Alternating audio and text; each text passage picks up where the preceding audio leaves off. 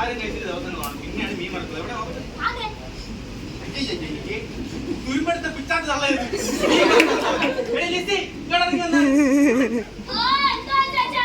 തള്ള കാണിച്ചു വെച്ചാൽ കണ്ട അവര് മീൻ മറക്കാൻ പറഞ്ഞോണ്ട് കുരുമ്പെടുത്ത പിച്ചാട്ട് കൊണ്ടുകൊണ്ടിരിക്കുന്നു.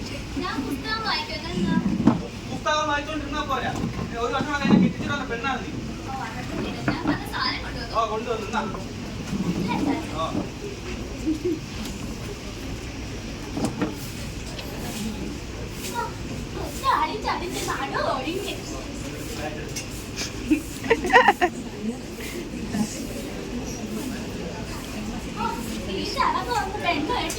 എനിക്കൊന്ന് കണ്ണടയ്ക്കാൻ നിങ്ങൾ ഈ ഇടയ്ക്ക് ഇങ്ങനെ കണ്ണടച്ചത് തന്നെ. ഇവിടെ ഏറ്റവും സുന്ദരനായ എനിക്ക് പോലും പെണ്ണില്ല.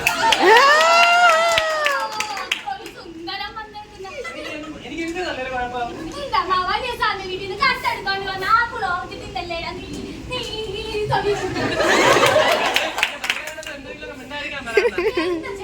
ആകെ ഞാൻ കൊടുത്തോണ്ട് വന്നത് എന്റെ ഭർത്താവ് കട്ടെടുത്തോണ്ട് വന്ന ഭർത്താവ് കട്ടെടുത്തോണ്ട് വരാത്ത മാത്രമേ എനിക്കുണ്ടായിരുന്നുള്ളൂ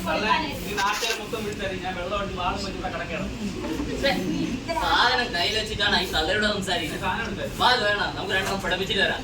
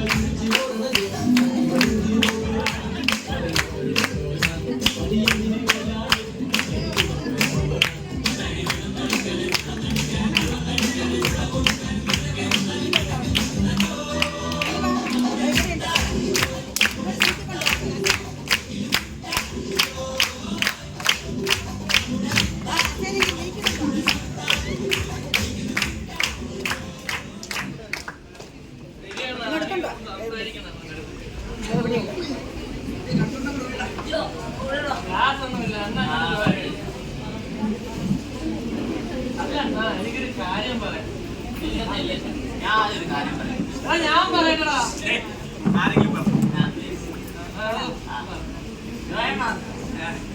നമ്മളെ മറ്റേ വലിയ സാറിന്റെ മോളില്ലേ, അവളെ പേരെന്തായിരുന്നു? വൈശാലി. ആ വൈശാലി. നിങ്ങളോട് എന്തോ ഉണ്ട് അല്ലേ? എനിക്കെന്താ ഇഷ്ടം കോർന്നതിനെ അവനെ കേബിൾ നോക്കാണ്ട് എനിക്കൊക്കെ പറയണം. അണ്ണ മുത്തല്ലേ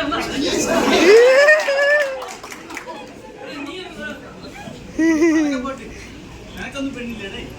പെണ്ണിന്റെ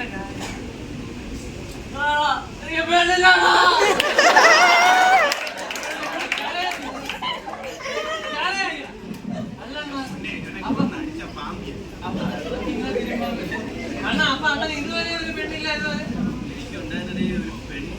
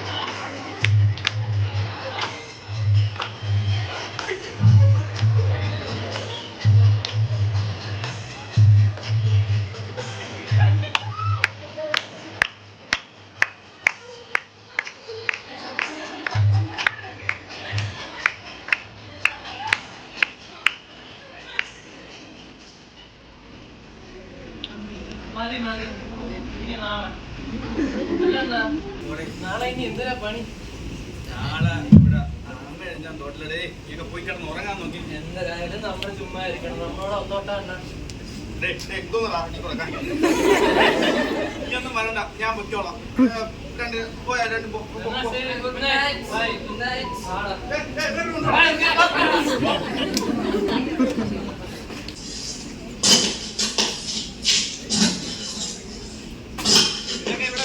പോയാ മതി. ഞങ്ങളെ പുറത്തുമാരിൽ ഇതൊക്കെ പോരാളുള്ളത് പട്ടി വില.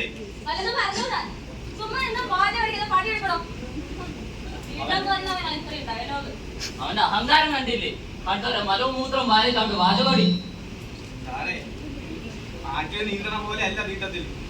ഈ നാറ്റോ സഹിച്ചേ ഇവിടെ നിന്ന് കോരി എടുക്കുന്നത് തീട്ടം മാത്രമല്ല, ഞങ്ങളുടെയൊക്കെ ജീവിതം കൂടിയാ. അതോർക്കണം സാർ.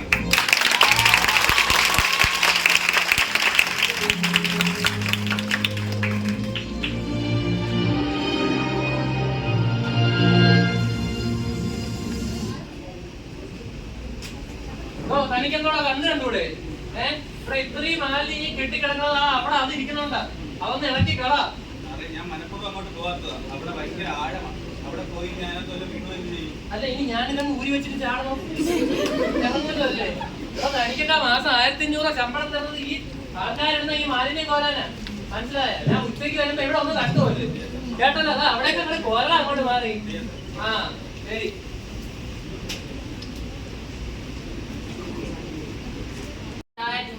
രണ്ട് ചായ പറയണം.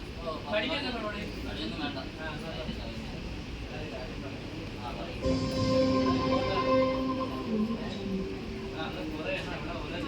നമസ്കാരം. ആമയിഞ്ചാൻ തോട്ടിൽ മാലിന്യം നീക്കാനെത്തിയ തൊഴിലാളി അപകടത്തിൽപ്പെട്ടു. നെയ്യാറ്റിങ്കര മാരായമുട്ട സ്വദേശി ജോയിയാണ് അപകടത്തിൽപ്പെട്ടത്. ഇന്ന് രാവിലെ 11 മണിയോട് കൂടിയായിരുന്നു സംഭവം. വിശദവിവരങ്ങളിലേക്ക്.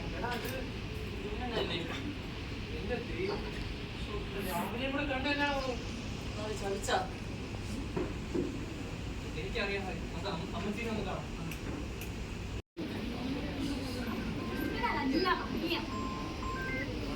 ഇങ്ങനെ പറയാൻ അമ്മച്ചിയുടെ ഇല്ലടാ നീ തന്നെ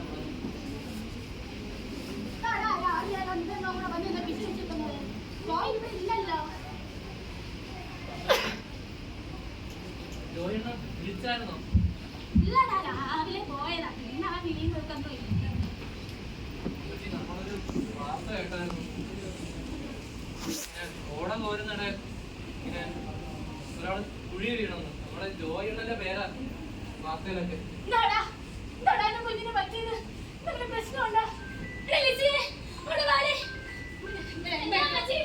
എനിക്കൊന്നും മനസ്സിലാകുന്നു. എന്താ പറ്റിയേ? മോളെ അച്ചാച്ച ഇന്ന് പണിക്കിടെ കുഴി വീണെന്നാ കേട്ട.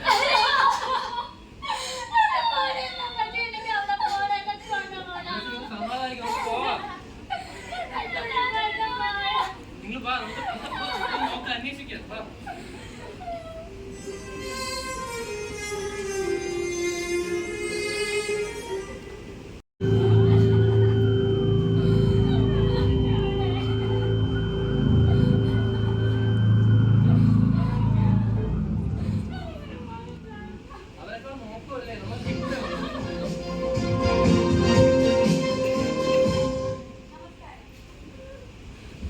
ഇന്നത്തെ പ്രധാന വാർത്തകൾ.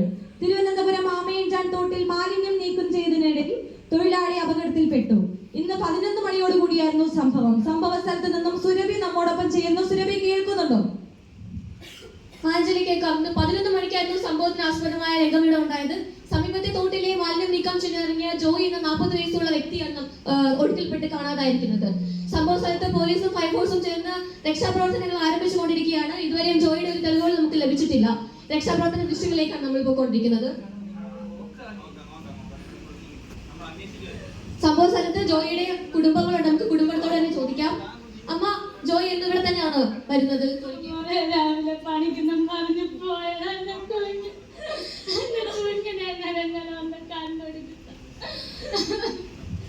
വളരെയധികം സങ്കടം നിറഞ്ഞ ഒരു അവസ്ഥയിൽ കൂടെയാണ് ജോയിയുടെ കുടുംബം കടന്നുപോയിക്കൊണ്ടിരിക്കുന്നത്. രക്ഷാപ്രവർത്തനത്തിന്റെയൊക്കെ മുന്നൊരുക്കങ്ങളൊക്കെ നടന്നുകൊണ്ടിരിക്കുന്നു. രക്ഷാപ്രവർത്തനം മുന്നോട്ട് പോയിക്കൊണ്ടിരിക്കുന്നത്. എന്നിരുന്നാലും ജോയിയുടെ തെളിവുകളും നമുക്ക് ഇതുവരെ ലഭിക്കാനായിട്ടില്ല. ജോയിയുടെ കുടുംബത്തിൽ ആരൊക്കെയാണുള്ളത്? അങ്ങനെ അമ്മയും അനിയത്തിയാണ് ഉള്ളത്. വർഷങ്ങളായിട്ട് ഈ ഓട വരുന്ന പണിയാണ്. എവിടുന്നൊക്കെയാ വരുന്നയാ, പരിചയമുള്ള ഫലങ്ങൾ, എന്നിട്ട് എങ്ങനെയാന്ന് അറിയത്തില്ല നമുക്ക്. ഒരു എടുത്തൊന്ന് ഊർജ്ജമായിട്ടൊന്ന് നോക്കാൻ പറയൂ. ജോയിയുടെ കുടുംബവും നാട്ടുകാരും എല്ലാം വളരെയധികം സങ്കടം നിറഞ്ഞ അവസ്ഥയിൽ കൂടെയാണ് ഇപ്പൊ കടന്നുപോയിക്കൊണ്ടിരിക്കുന്നത്. രക്ഷാപ്രവർത്തനത്തിന്റെ നീക്കങ്ങൾ നമുക്ക് രക്ഷാപ്രവർത്തനോട് ചോദിക്കാം. രക്ഷാപ്രവർത്തനം എത്ര രീതിയിൽ തന്നെ ഇവിടെ ചവറിന്റെ അളവ് വളരെ കൂടുതലാണ്. അപ്പോൾ നമ്മൾ ജോയുടെ ബോഡി ഇവിടെ നിന്ന് നീങ്ങി ദൂരേക്ക് പോകാനാണ് സാധ്യത കൂടുതൽ. രക്ഷാപ്രവർത്തകർക്ക് ചവർ കാരണം അകത്തേക്ക് പോകാൻ പറ്റുന്നില്ല. അപ്പോൾ അവര് ഈ ചവറെല്ലാം മാറ്റി അവരുടെ പരമാവധി ശ്രമിക്കുന്നുണ്ട്. നമുക്ക് നോക്കാം. മാലിന്യ കൂമ്പാരത്തിൽ പെട്ടെടുക്കുന്ന ജോയി ഒഴുക്കി മുന്നോട്ട് പോകാനുള്ള സാധ്യതയെന്നാണ് നമുക്ക് ഇപ്പോൾ വിവരം ലഭിച്ചത്. രക്ഷാപ്രവർത്തനം മുന്നോട്ട് പോകുമ്പോഴും നമുക്ക് ജോയെ കുറിച്ച് ഒരു വിവരം ലഭിക്കുന്നില്ല. ജോയി എത്രയും വേഗം നമുക്ക് കണ്ടെത്താനാകുമെന്നൊരു പ്രതീക്ഷയോടെ നമുക്ക് തെരച്ചിൽ നടത്താം.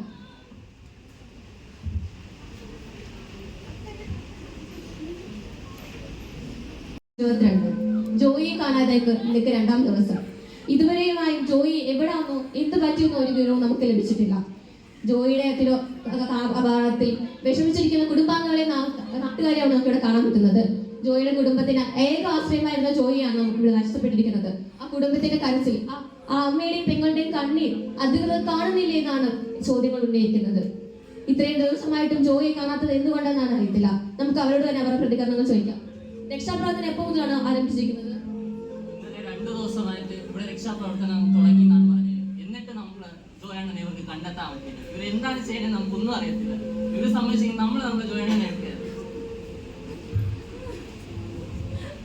അധികൃതരുടെ വിട്ടുവീഴ്ചയാണ് ജോയിയുടെ രക്ഷപ്പെടാനാവാത്തതെന്നാണ് അവർ പറഞ്ഞുകൊണ്ടിരിക്കുന്നത്.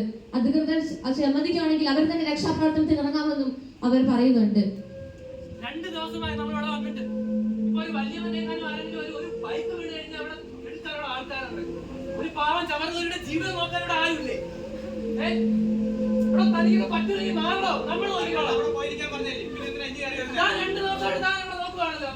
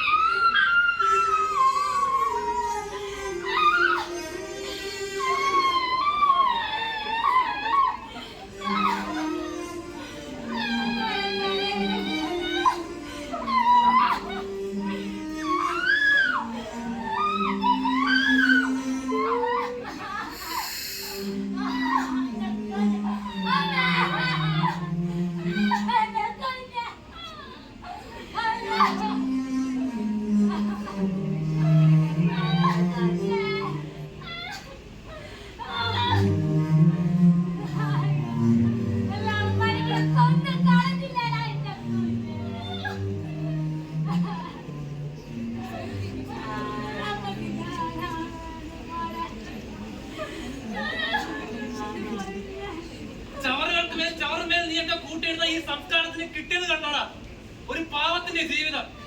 ഇതൊന്നും ചോദിക്കാനും പറയാൻ ഇവിടെ ആരുമില്ല. ഇതൊക്കെ ഒരു പാവം, ഒരു ഏറ്റവും താമജാതി നാട്ടുകളോ ഇങ്ങനെ.